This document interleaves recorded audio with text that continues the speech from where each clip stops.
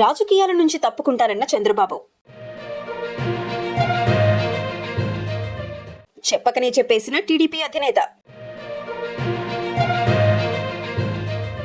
దాదాపు 40 ఏళ్లుగా రాజకీయాల్లో ఉన్న చంద్రబాబుకు సైతం తన భవిష్యత్ అర్థమైపోయిందా? రానున్న అసెంబ్లీ ఎన్నికల్లో తమ పార్టీ ఓడిపోతే చంద్రబాబు ఇక మెల్లగా రాజకీయ చిత్రపటం నుంచి వైదొలుగుతారా అంటే ఆయనే అవునని చెప్పేశారు. ఓ జాతీయ టెలివిజన్ ఛానల్తో మాట్లాడిన ఆయన రానున్న ఎన్నికల్లో ఓడిపోతే రాజకీయాల నుంచి విరమించుకుంటాను అని చెప్పేశారు. ఎందుకంటే ఇప్పటికే 74 ఏళ్ల వయసులో ఉన్న ఆయన ఆ తరువాతి ఎన్నికలు అంటే 2029 నాటికి 80కి దగ్గర పడతారు.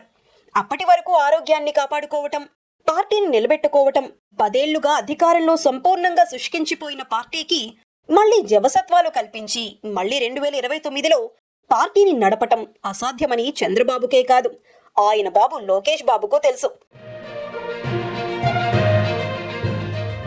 ఇప్పటికే తెలుగుదేశం జనసేనల మధ్య సీట్ల పంచాయతీ తేలటం లేదు.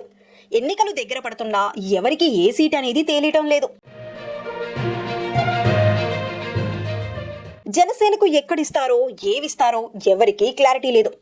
చూస్తుంటే పవన్ కళ్యాణ్ ఒక్కోసారి ఒక్కోలా ప్రవర్తిస్తున్నాడు.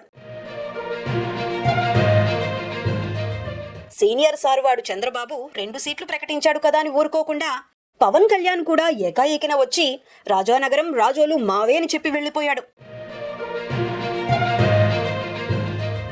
ఈ షాక్ నుంచి టీడీపీ కోలుకోలేదు. పొరపాటున రేపెక్కడో ఇంకో సీటు కానీ చంద్రబాబు ప్రకటిస్తే పవన్ కూడా సీట్లు ప్రకటించి అంతా గందరగోళం చేస్తాడేమో అని భయం పట్టుకుంది.